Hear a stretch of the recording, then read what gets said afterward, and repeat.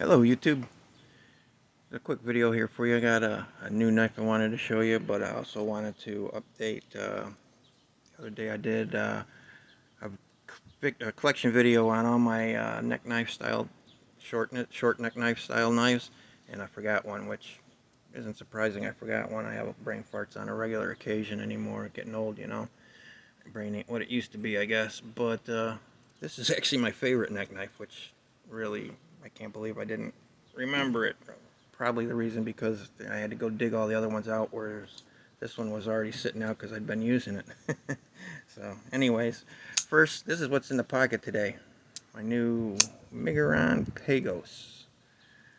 This is really an awesome knife. The Pagos, I bought this direct from Miguron's website, so it was shipped to me out of China. Took almost 3 weeks to get here.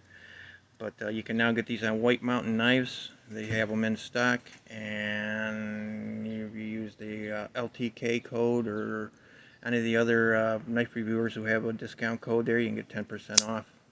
I usually just use LTK because it's very easy to remember. But overall length on this is 7.39 inches. The blade is 3¼ inches long. It's 0.12 inches thick. It's made from M390, heat treated to, the target is 59 to 61. I'd like to see M390 done a little higher than that to let it really shine and do what it's capable of, but 60, 61 seems to be where everybody seems to be heat treating it to, for whatever reason, I don't know. But bead blasted finish on it. The handle's 4.1 inches long. It's 3½ ounces in weight. It's really an interesting knife. It's titanium handles, milled. I hope you can see the milling lines in there, milling pattern in there, kind of a fluted pattern. And marbled carbon fiber inlays with blue in it. Blue marbled carbon fiber. I really like that. That's very sharp. And the blue matches the blue accents on the thumb studs and pivot collar.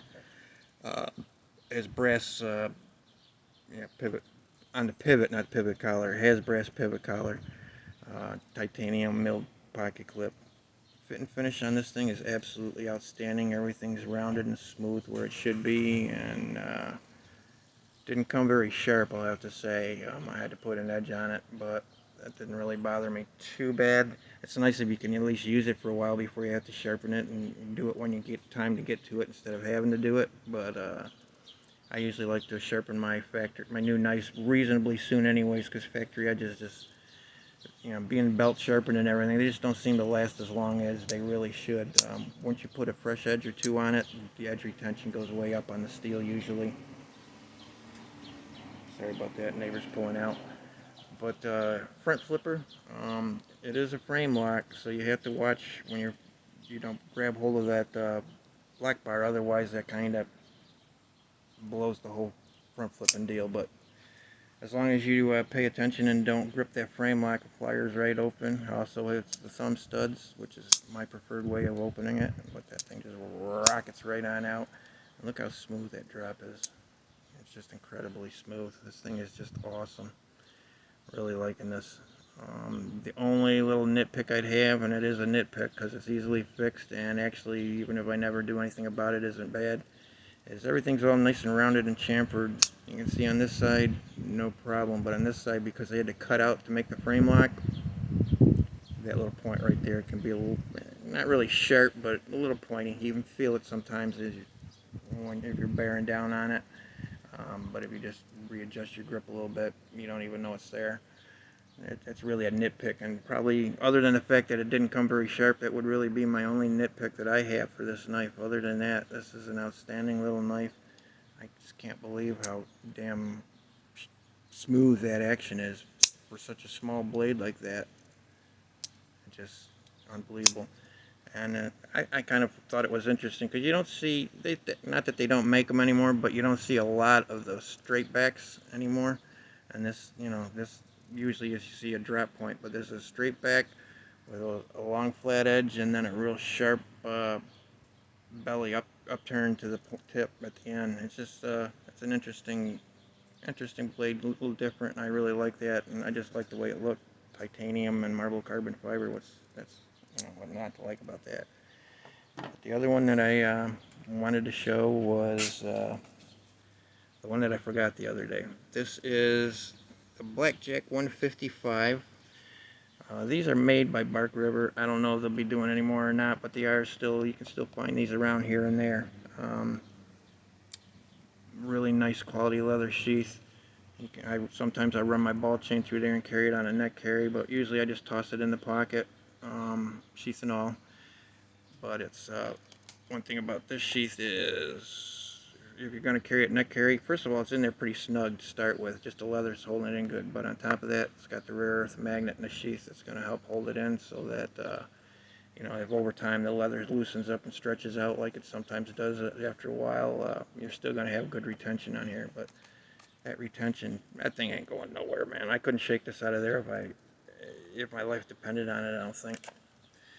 The knife itself is it's about a 3-inch blade from here. Man, I can't even see behind this camera. From here to here, but it's about a 2.75-inch cutting edge. 6.8 inches overall, 1/8-inch thick blade stock, and it's 154 cm, which is a very, in my opinion, a very good stainless steel for this price range knife. You know, if it was much higher, I'd priced, then I'd expect CPM 154. The two are basically the same steel, but the CPM is powdered version, so it gives you a more refined grain structure, takes a little better edge. But this is I have no problem with the 154 cm whatsoever.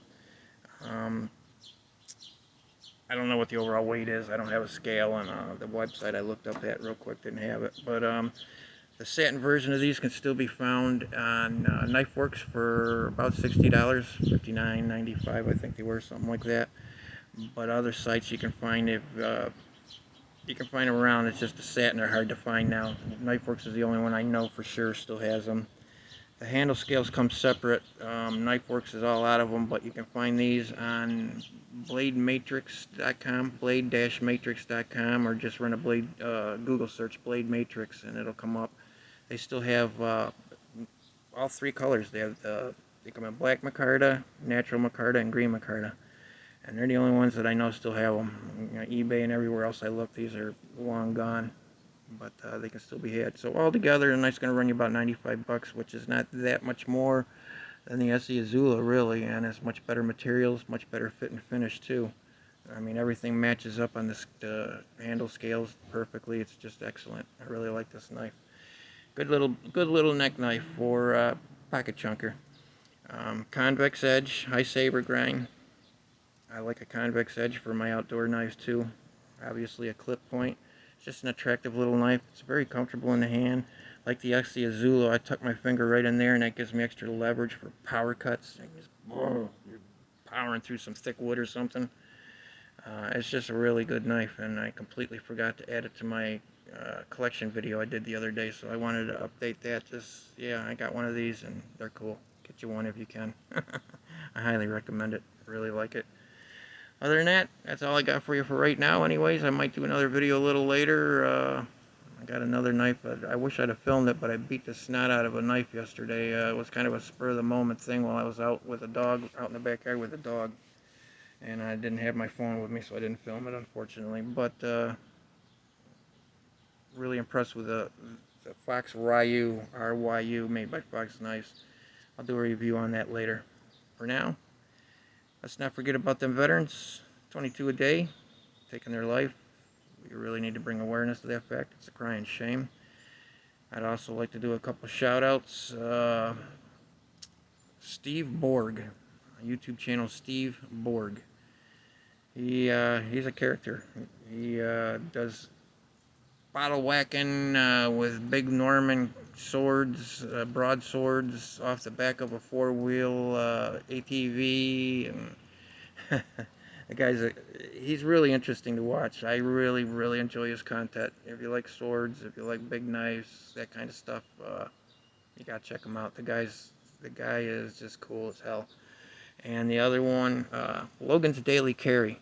Him and I started kind of close together with the YouTube thing. We're both new channels, and I enjoy his kind of, he leans, I do have a ton of folders, and I probably should do more folder reviews, but I've been doing more fixed blade reviews. He does mostly folding knife reviews, EDC type content, so if you enjoy EDC type stuff, check him out. I think you'll like him. Logan's Daily Carry.